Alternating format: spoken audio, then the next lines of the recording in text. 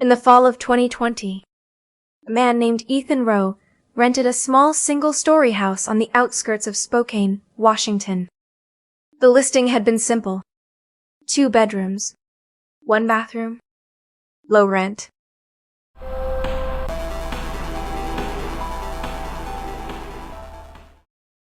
The house was old, but not neglected. New paint on the walls, recently replaced windows. A quiet street where nothing seemed to happen. Ethan lived alone and worked nights as a data analyst. His schedule meant he slept during the day and stayed awake after dark, often sitting in the living room with the lights dimmed, listening to podcasts or working on his laptop. For the first 2 weeks, the house was exactly what he expected. Then one night, just after 1 a.m., Ethan heard something strange. Footsteps. They were faint, but unmistakable. Slow. Careful. Moving back and forth. Ethan froze on the couch and listened. The sound was coming from directly above him. That didn't make sense. The house had only 1 floor. No second story. No attic large enough to walk in. At least, not that he knew of. He waited for the sound to stop. It didn't.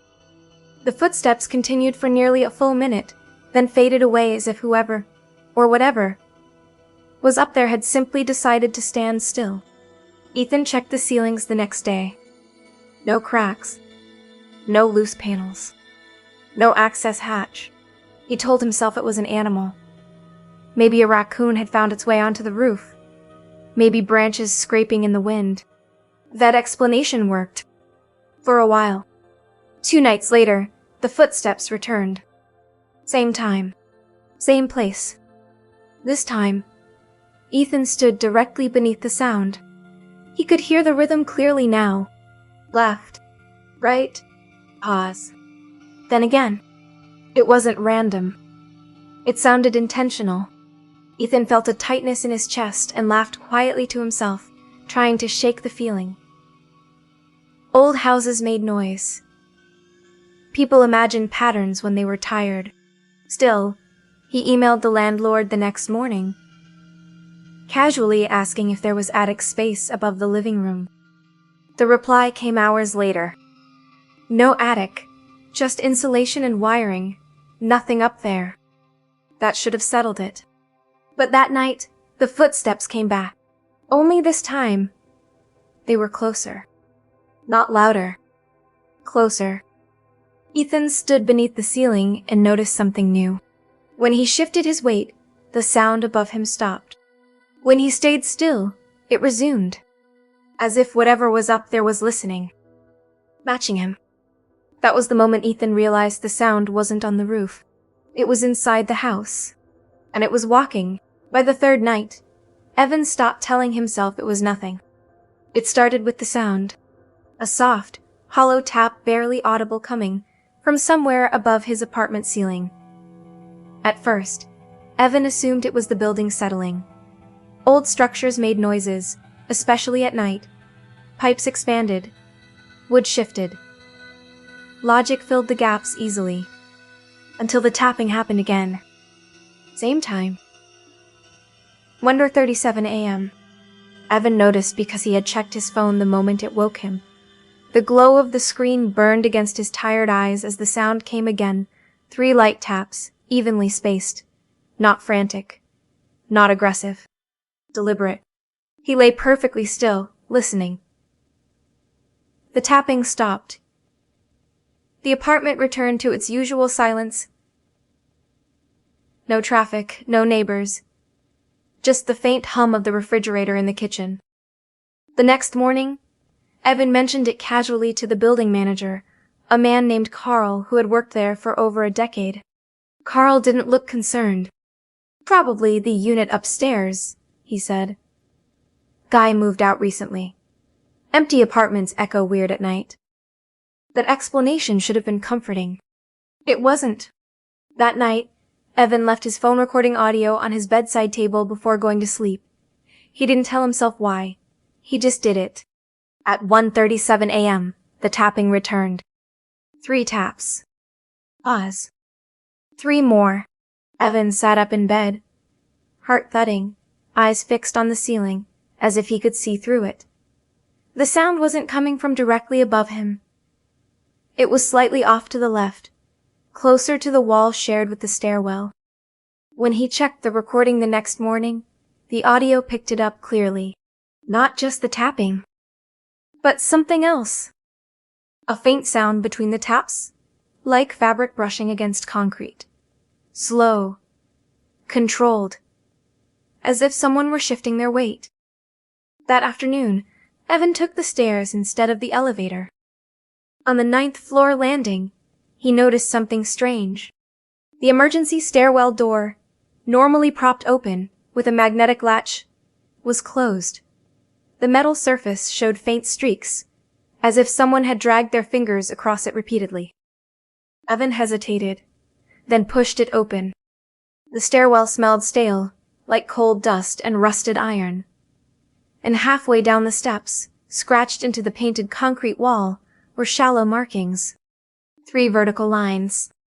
A gap. 3 more. They were faint. Easy to miss. Easy to dismiss. But Evan didn't. That night, he didn't sleep. At exactly 1:37 a.m., the tapping came again. This time, it wasn't above him. It was coming from inside the wall. By the 5th night, Evan knew one thing for certain. Whatever was causing the tapping was aware of him. He realized it when the pattern changed. At 1:37 a.m., Evan was already awake, sitting upright in bed with the lights off, phone in his hand. He had decided not to record this time. Instead, he wanted to listen, really listen. The first tap came, low and muted. Then silence. Evan held his breath. A second tap followed, but not from the wall. It came from the hallway outside his apartment. His stomach tightened. The building hallway had thick carpeting. Sounds didn't travel well there. For Evan to hear it at all meant whoever or whatever made that noise was standing very close to his door. He stared at the dark outline of the entrance, heart hammering so loudly he was sure it would give him away. Then came the third tap. Not hollow, not distant, solid. Knuckle on wood. Someone was knocking, but not like a visitor. No rhythm, no greeting. Just one deliberate knock, followed by nothing. Evan didn't move. Minutes passed. Maybe more. Time felt warped, stretched thin by fear. Eventually, he convinced himself it was over. That's when his phone vibrated. A notification from his audio app. Recording started. Evan hadn't touched it. His blood ran cold as he looked at the screen. The app only activated automatically when it detected sustained noise above a certain threshold. Something was making sound. Slowly, Evan lifted the phone toward the door. On the live waveform, faint spikes appeared. Breathing. Not his. Shallow. Controlled. Close enough that the microphone picked it up clearly through the door. Evan's knees nearly gave out. Then the breathing stopped. The recording ended. The rest of the night passed in silence. The next morning, Evan requested access to the building's security footage. Carl hesitated but eventually pulled up the camera facing Evan's floor. At 1:36 a.m., the hallway was empty.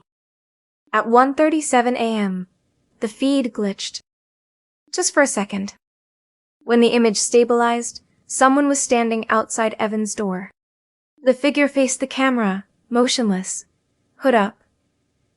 Face angled down, hidden in shadow. Then, slowly, it raised one hand and knocked. Carl froze the frame. "You know this person?" he asked. Evan shook his head, unable to speak. Carl swallowed. "That's impossible." "Why?" Evan asked. Carl zoomed out. "That stairwell's been locked for months," he said quietly. "And the unit above yours." Evan felt the air leave his lungs. "It doesn't exist."